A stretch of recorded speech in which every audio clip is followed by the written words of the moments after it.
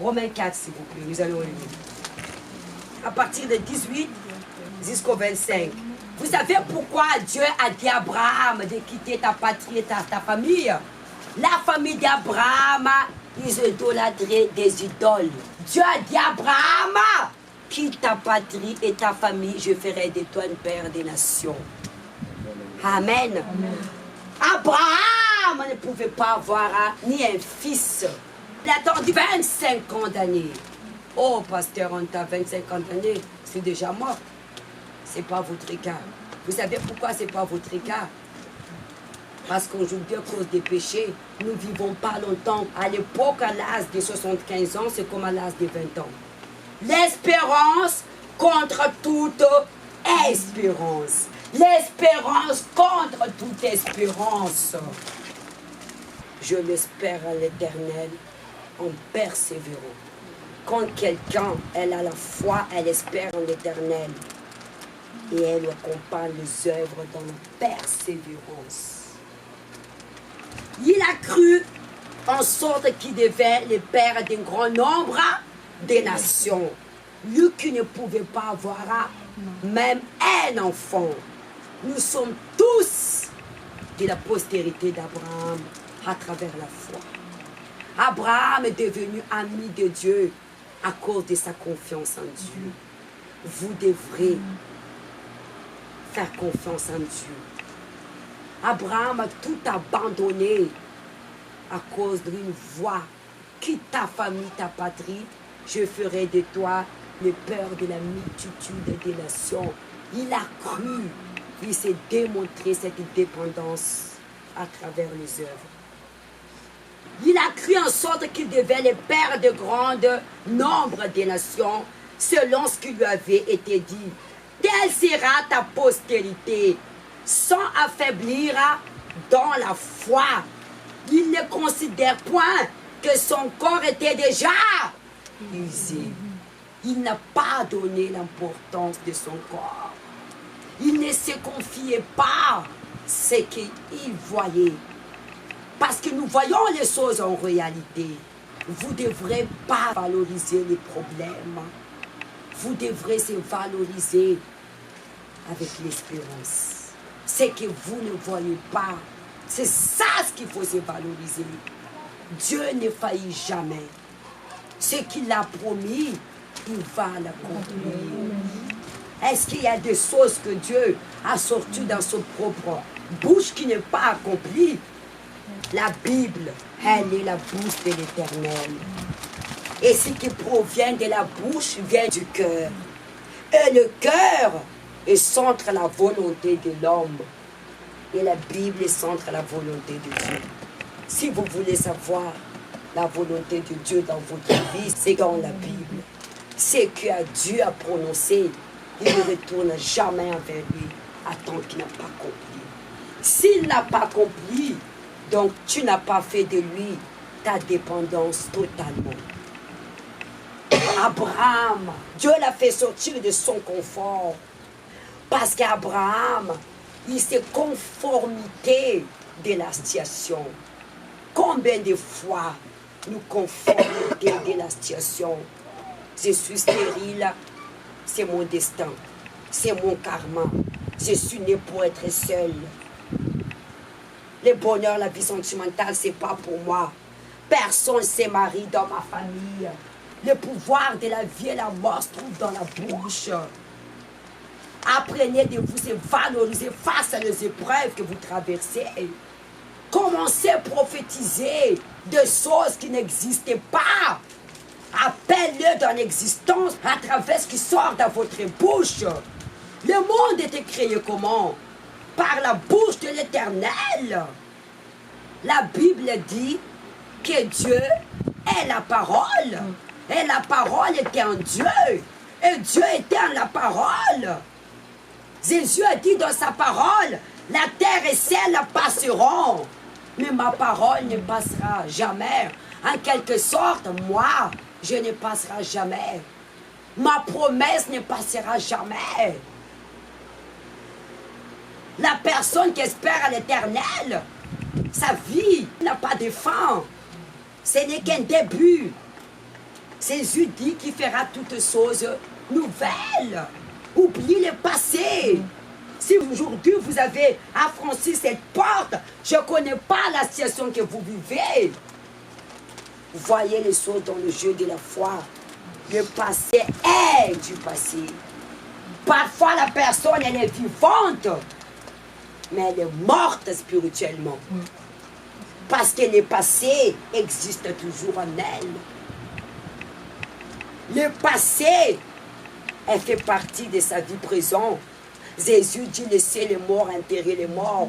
Quand vous vivez le passé en vous, vous considérez comme mort. Pourquoi la croix est vide d'après vous? Parce que le sacrifice de Jésus est déjà passé. Il n'est plus sur la croix. Il est ressuscité. Pourquoi je vais encore vivre les choses du passé? Souvenez-vous, quand Dieu appelait Moïse dans le désert pour délivrer le peuple d'Israël, 400 ans esclaves en Égypte. Et il a dit à Dieu, comment tu te nommes? Dieu a répondu, je suis ce que je suis. C'est-à-dire, je suis un Dieu présent, mais pas du passé. Ce que je fais dans le passé, je peux le faire aujourd'hui. Parfois, vous êtes là, mais le passé est toujours en vous. Votre mari est mort depuis 1912, c'est du passé. Votre mari vous a abandonné partir avec votre voisine ou votre ami, c'est du passé. Personne ne se marie dans ma famille, ne regardez pas ça. Moi, je suis en Jésus-Christ. Toute chose sera nouvelle.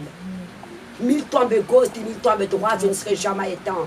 Le sang de Jésus m'a lavé. Le sang de Jésus me protège. Le sang de Jésus m'a donné la vie. Le sang de Jésus m'a donné l'espoir. Avant, nous étions tous emprisonnés dans l'Égypte, le monde d'esclavage. Nous étions aveugles. Aujourd'hui, Dieu nous a fait grâce de connaître sa parole. Pourquoi je vais continuer de condamner du passé? Pourquoi je vais encore à valoriser ce que les autres parlent à mon sujet? Que tu ne vas jamais te marier. Aujourd'hui, nous sommes rachetés par le sang de Jésus. Il nous a épousés à travers son sang. On n'a pas besoin d'aller voir marabout pour te détruire. Satan détruit notre vie à travers une parole. C'est ça ce qui détruit nos vies. Apprenez à se confier à qui? À Dieu. Souvenez-vous l'histoire de Joseph?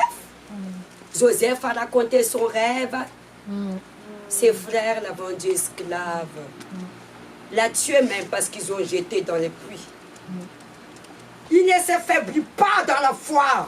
Il est resté dans la foi, dans sa conviction, dans sa détermination. Il ne considère pas son corps qui était déjà usé, puisqu'il avait près de 100 ans et que Sarah n'était plus d'avoir des enfants. Il ne doutait point par incrédulité au sujet de la promesse de Dieu. La personne, parfois, il reçoit la parole de Dieu par l'émotion. Montrez-le dans la persévérance. La foi, c'est l'espérance. Les œuvres, c'est ma dépendance en Dieu. Il est fortifié par la foi, donnant gloire à Dieu. Ayant pleine conviction, ce qu'il promet, il peut aussi l'accomplir. La personne qui a la conviction qu'elle va se marier, elle va poursuivre son objectif jusqu'au bout. Elle ne lâchera pas.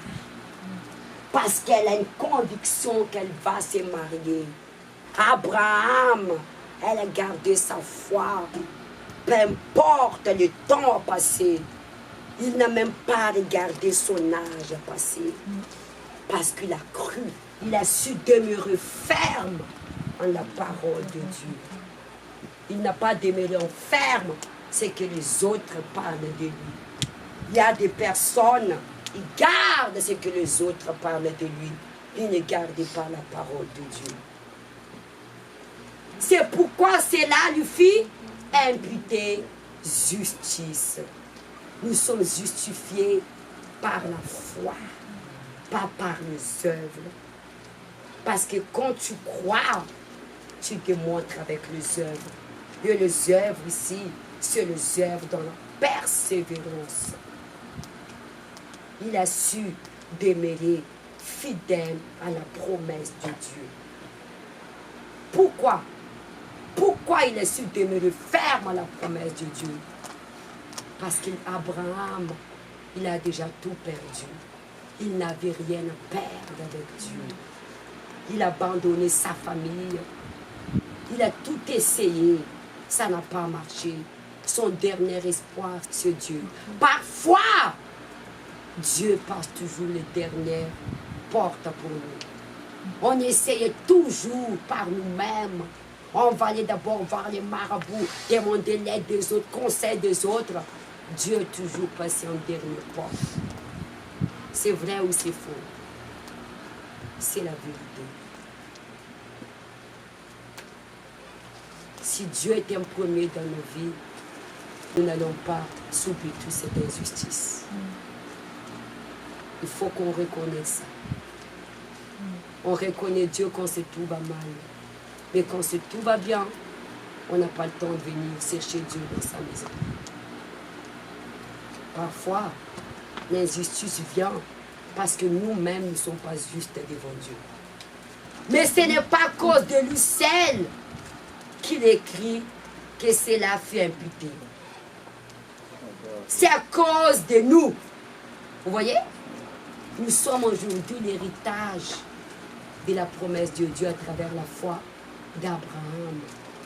Parce que Abraham est devenu grand ami de Dieu à cause de la foi. Il a reçu cette bénédiction de Dieu, que toute la famille de la terre est bénie par Abraham.